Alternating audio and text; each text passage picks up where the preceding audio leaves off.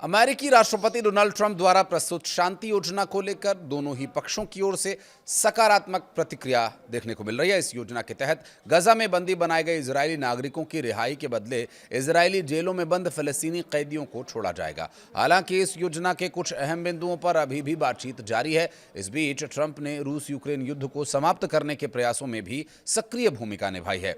अगस्त में अलास्का में ट्रंप और पुतिन के बीच एक मुलाकात हुई थी, जिसमें यूक्रेन युद्ध पर चर्चा भी हुई थी। हालांकि यूक्रेन और यूरोपीय देशों की अपील के बावजूद तत्काल संघर्ष विराम पर कोई सहमति न बन सकी। इसके अतिरिक्त परमाणु हथियारों की होड़ को सीमित करने की दिशा में भी महत्वपूर्ण घटनाक्रम हुआ है। सोमवार को क्रेमलिन ने डोनाल्ड ट्रंप की उस टिप्पणी का स्वागत किया जिसमें उन्होंने रूस द्वारा 2010 के न्यू स्टार्ट परमाणु हथियार नियंत्रण संधि को एक साल के लिए आगे बढ़ाए जाने के प्रस्ताव को अच्छा विचार बताया। पुतिन ने हाल ही में अमेरिका से इस संधि को आगे बढ़ाने की अपील की थी और कहा था कि रूस इसके लिए तैयार है।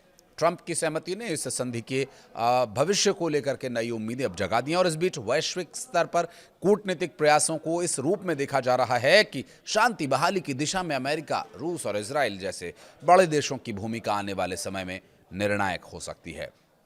इजरायली प्रधानमंत्री बेंजामिन नेतन्याहू ने कहा कि हमें उम्मीद है कि आने वाले दिनों में गजा में बंधकों की रिहाई की घोषणा होगी और जब तक सभी बंधक नहीं लौटते हम समझौते के बाकी हिस्सों पर कोई डील नहीं करेंगे। और इस दौरान इजरायली हमले में गजा के 70 जाने के बाद ट्रंप ने पूछा कि क्या इजराइल में गजा बमबारी रोकने और अमेरिका की योजना पर सहमत है। ट्रंप ने कहा कि हाँ, बिल्कुल।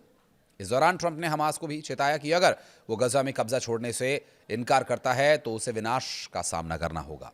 अब सबकी नजरें इजिप्ट में होने वाली हमास और इजराइल की परोक्ष बातचीत पर है।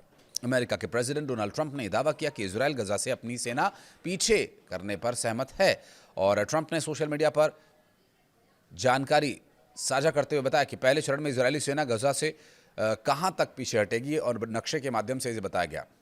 हमास की मंजूरी मिलते ही सीज़फायर लागू हो जाएगा और इजरायली बंधकों और फलस्तीनियों की अदला बदली भी होगी। अमेरिकी प्रेसिडेंट ने एक और बड़ा दावा किया है। ट्रंप का ये कहना है कि उनकी हमास की धमकी से डरने वाली जरूरत नहीं, हम समझौता करने को भी वो राजी हो गया। अगर इसके बाद भी समझौता हमास नहीं करता, कोई आनाकानी करता, तो इसकी कीमत उसे चुकानी होगी। आपको बता दें कि डोनाल्ड ट्रंप किसी भी कीमत पर इजराइल और हमास के बीच जंग को रुकवाना चाहते हैं। माना यह जा रहा है कि ऐसा करके वो शांति नोबेल पुरस्कार पर अपना दावा ठोकना चाहते हैं।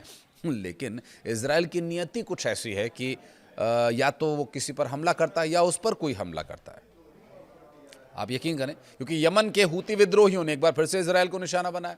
वो युद्ध रोकने की कोशिश कर रहे हैं तो यहाँ पर हूती ने शुरू कर दिया। रविवार को लाल सागर किनारे वसे एलाट शहर पर ड्रोन से हमला किया गया और यह हमला मध्य पूर्व की तनावपूर्ण स्थिति को और गहरा कर देने वाला है। इजरायली सेना ने ड्रोन को बीच में ही रोक लिया। हालांकि इस घटना से इस क्षेत्र में सुरक्षा को लेकर के चिंता बढ़ गई है और इस घटना को अगर और सरल शब्दों में जाने तो इससे भारत को क्या सीख मिलती है देखना होगा। रविवार की देर रात हूती समूह ने यमन से एक ड्रोन उड़ाया था जो सीधा इजराइल के दक्षिणी शहर एलात की ओर बढ़ता चला और एलात पर एक लोकप्रिय रिसोर्ट शहर जहां पर लाल सागर के तट पर स्थित है रिसोर्ट, और जैसे ही ड्रोन के आने की सूचना मिली वहां पर सायरन बजने लगे। इजरायली वायुसेना ने तुरंत कार्रवाई करते हुए ड्रोन को हवा में ही नष्ट कर दिया। सेना के बयान में कहा गया कि यमन से छोड़ा गया ये मानव रहित विमान था और पुलिस ने इलाके में तलाशी ली, लेकिन कहीं कोई हताहत नहीं हुआ। और ये हमला उसी दिन का दूसरा था जब सुबह हूतियों ने मिसाइलें दागी थी और इजराइल ने इसे विफल कर दिया था। हूती विद्रोही यमन में सरकार के खिलाफ लंबे समय से लड़ रहे हैं। उन्हें ईरान से हथियारों और समर्थन की मदद मिलती है।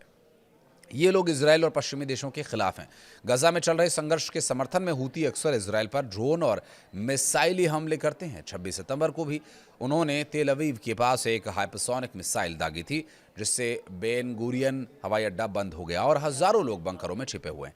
हूती प्रवक्ता याहिया सरिया ने इसे गजा पर इजरायली हमलों का जवाब बताया। सना पर इजरायली हवाई हमलों के बाद ये बदला था।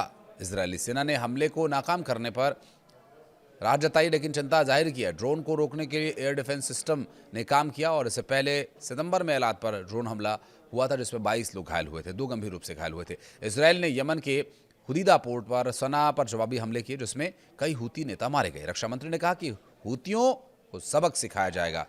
इजराइल अब हूतियों के हमलों को उनके स्रोतों को नष्ट करने पर फोकस कर रहा है। हमला मध्यपूर्व में बढ़ते तनाव के संकेत दे रहा है और इजराइल और हूतियों के बीच ये जंग गजा संघर्ष से भी जुड़ी हुई है। अंतर्राष्ट्रीय समुदाय चिंतित है क्योंकि लाल सागर का रास्ता वैश्विक व्यापार के लिए बहुत महत्वपूर्ण है। हूती समूह ने हमले को फ़लस्तीनी समर्थन बताया, लेकिन इससे नागरिकों में डर का माहौल देखा जा रहा है और इजराइल ने कहा कि वे अपनी सुरक्षा को और मजबूत करेंगे। कुछ कहना चाहें तो कमेंट सेक्शन में अपनी प्रतिक्रिया जरूर दीजिएगा। वीडियो को यहां तक देखने के लिए धन्यवाद।